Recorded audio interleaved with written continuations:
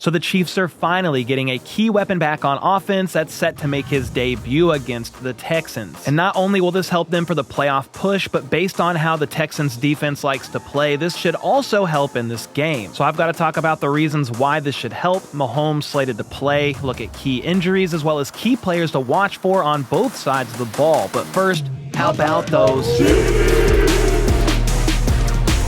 All right, with the Chiefs taking on the Texans this Saturday, it looks as if the Chiefs are aiming to do whatever they can to win this one, opting to really push for the 1 seed now, rather than trying to maybe play it a little more safe with Mahomes' ankle in the midst of having to play 3 games in the span of just 11 days. Casey took care of business in their first of 3 games in 11 days, and now it's time for the Texans on Saturday. Houston has held 3 of their last 4 teams to under 21 points, but that was against the floundering Dolphins, the Mac Jones-led Jags, and the Cooper Rush-led Cowboys. Meanwhile, their one loss over the last 4 games they've played was against the Titans, with Will Levis and friends putting up 32 points. On the year, the Texans have beat just 1 team with the winning record, and that 1 team, by the way, was somehow against the Buffalo Bills. So yeah, this team is very weird to me, inconsistent, but to their credit, they are 9-5 and have won the AFC South for the 2nd year in a row. CJ Stroud has struggled a bit more this year with a season of film on him, thrown for more interceptions already, and their O-line has allowed him to get sacked 45 times. Unlike the Chiefs, though, the Texans' weakness has been their interior, where the Chiefs' weakness has predominantly been the tackles. The Texans have a dog of a tackle, a flagship left tackle, if you will, in Laramie Tunsil, and he has taken the first part of the word flagship literally. He's actually the most flagged tackle in the NFL with 15 penalties. Jawan Taylor has 11 for comparison, so we as Chiefs fans can relate a little bit there. But Tunsil is one of the best pass-blocking tackles in the league. Then one of their top wideouts, Stephon Diggs, tore his ACL back in October. We can relate to that as well with not having Rashee Rice all season. But they do have Nico Collins back, who missed roughly 6 weeks with a hamstring injury. I mean, it's not new news here. He's been back for 4 games, and he will be enemy number 1 for the Chiefs secondary to keep their eyes on. He only had 4 catches for 17 yards last week against Miami, but 2 of those catches were touchdowns in the red zone on scramble drills. So watch out for this man, please. Outside of Nico, you got to keep eyes on Tank Dell. He's a smaller-bodied guy, especially compared to Nico Collins, but he had a stretch where Stroud looked to him quite frequently with Nico out on IR.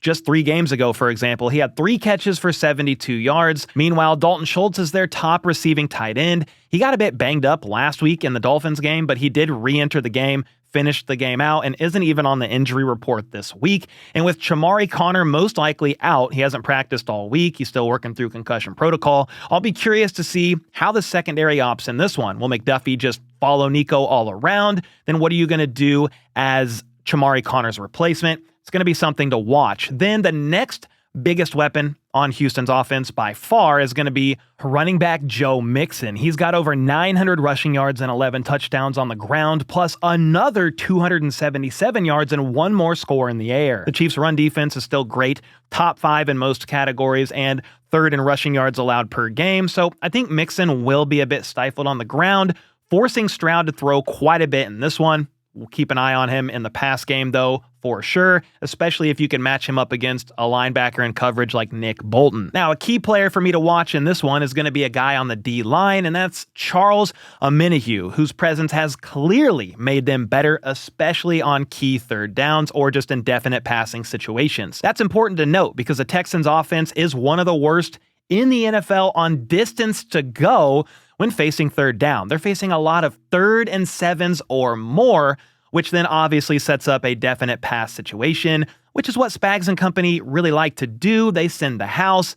However, they've given up quite a bit of 3rd and longs this season, so that's going to be an intriguing matchup. The Texans on 3rd and long, will they complete it against a Chiefs defense who has given up more chunk plays this season than I can remember in recent years? Well, with the Texans interior struggling, Insert Chris Jones, the best defensive tackle in the NFL. I think the havoc he will wreak is going to continue helping the edge rushers tee off. And remember, the Chiefs are coming off a 5-sack performance against the Browns. Omenihu made multiple splash plays. George Karlaftis had a couple of sacks. Meanwhile, Stroud has been sacked 4 or more times in 7 games this season. The Texans offense is basically middle of the pack in every key stat, averaging 23.4 points per game. They're 19th on third downs, 19th in yards per game. And get this, CJ Stroud ranks 31st out of 32 qualifying quarterbacks in DVOA against the Blitz this season.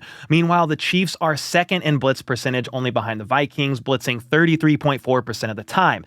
So with that stat in mind, I think Spags is going to have an absolute field day, and the Texans offense is going to struggle against the Chiefs defense. Now, on the flip side, the Texans defense is absolutely carrying the team this year. So I've got to talk about how they match up pretty well against the Chiefs on offense, yet a key weapon that's returning for KC could help greatly with that. But first, if you've been looking for fully customizable boxes of high-quality meat and seafood that's vacuum sealed and flash frozen at peak freshness, allowing you to stock your freezer and cook when you want, yet is also delivered to your front door on your schedule, then look no further than to the delicious sponsor of today's video, Good Chop. Good Chop sources its food from American farms and fisheries, and they also have over 80 cuts to help you save both time and money. There's certainly something for everyone, which is why my family has been using Good Chop for well over a year now, and they have never let us down. We eat a ton of protein with every meal and just recently cooked up their ground beef to make some fire nachos. The boneless wings made for some nice party food over the weekend. The Atlantic salmon was a delicious after-game meal. Then,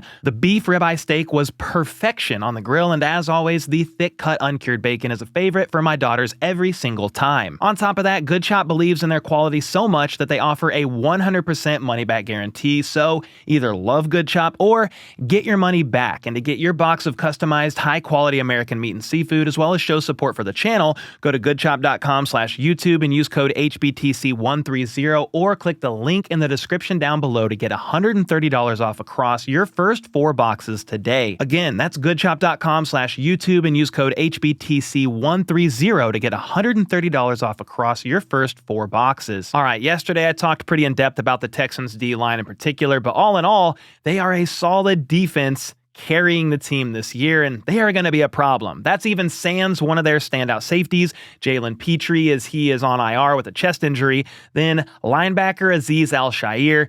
That name should sound familiar because he's suspended for his dirty hit on Trevor Lawrence, but they still have Derek Stingley Jr., one of the best corners in the league. Safety Jimmy Ward is playing well. And then I can't forget about Kalen Bullock, who, like Derek Stingley, has 5 interceptions on the year. This team has the second most takeaways all season and are also second in interceptions with 19.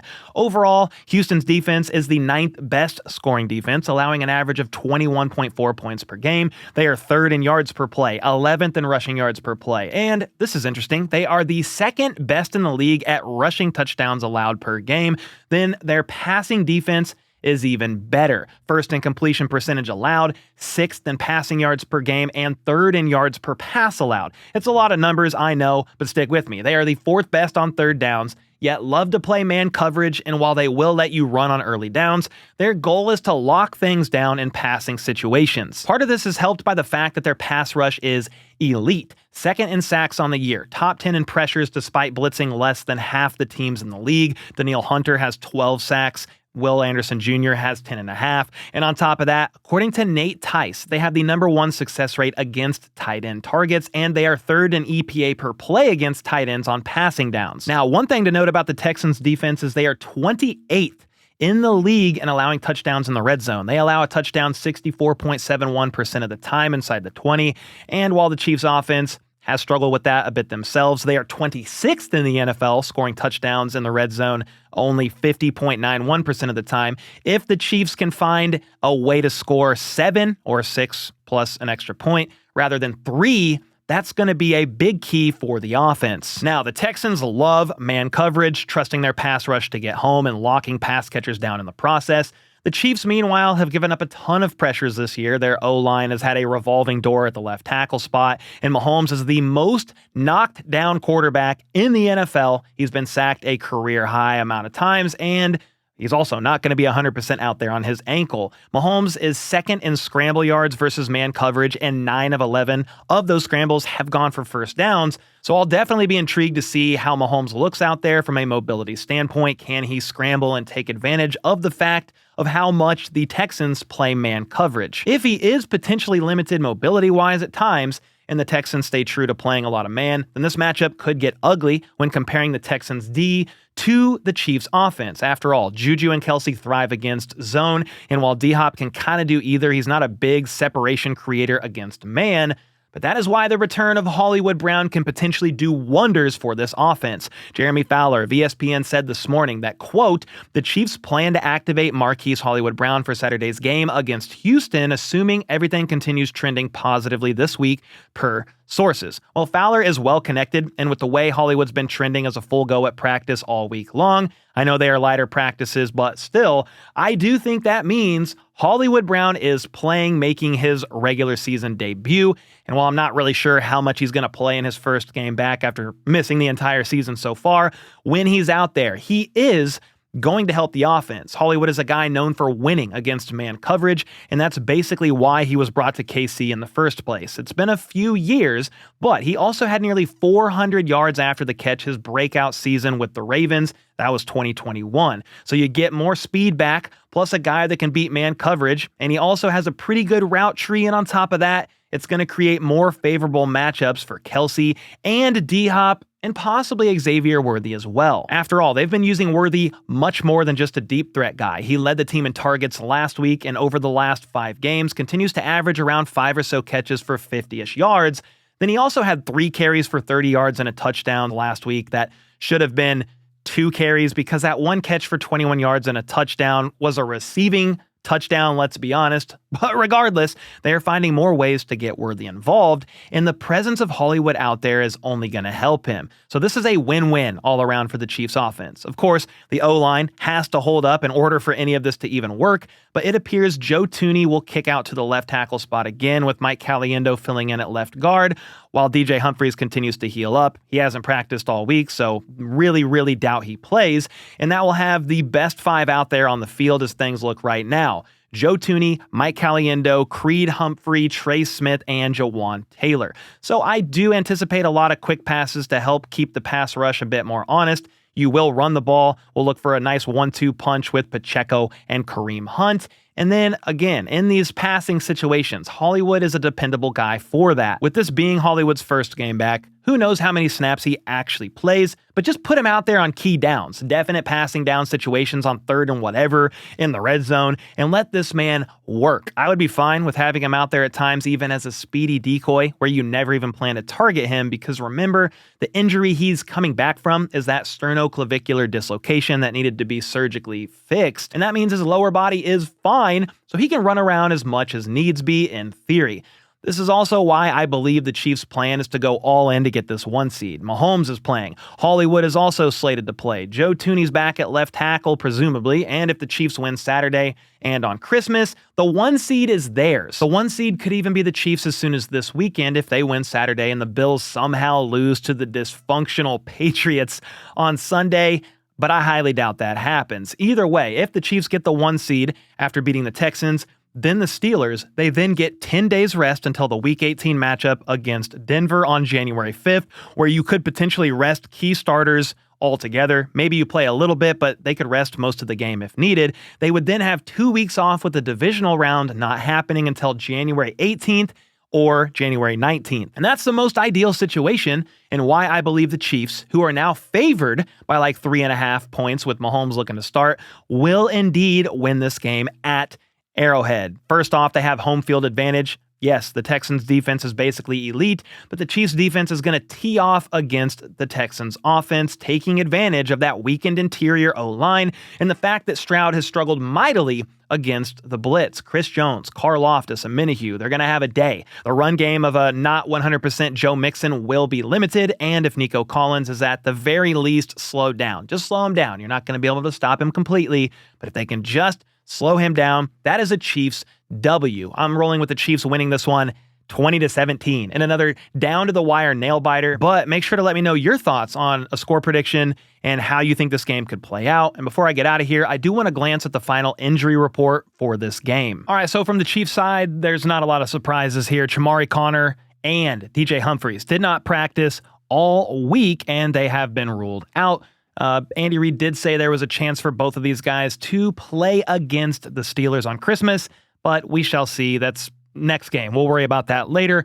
Meanwhile, Hollywood Brown fully participated all week, as did Creed Humphrey with the ankle, Harrison Butker with the knee, Patrick Mahomes with the ankle, and Jawan Taylor. So what this means is both Hollywood Brown and Patrick Mahomes are both slated to be a go. We're just waiting for Hollywood Brown to officially be brought back to the 53-man roster, but with Mahomes having no game designation, that means he is for sure playing. He's going to be the starting quarterback, and they are really going to try to make a push to win this game and get the 1 seed. Again, I said it yesterday, rest later is going to be greater than rest now. Then for the Texans injuries, there are 4 players ruled out. Folorunzu Fatukazi, defensive tackle with an ankle. He did not practice all week. He is out of this game, so that is one guy out on the D-line. Then a receiver, John Mechie III with a shoulder. He did not participate all week. He's out, as is Juice Scruggs on the O-line with a foot, and then Cade Stover, tight end. I believe he had appendectomy, had his appendix removed a week or two ago, and he is still out. So there you go. Chiefs and Texans injuries for the Chiefs. Mahomes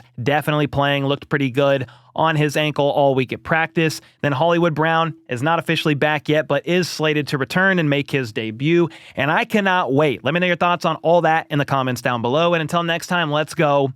Let's freaking go. How about those?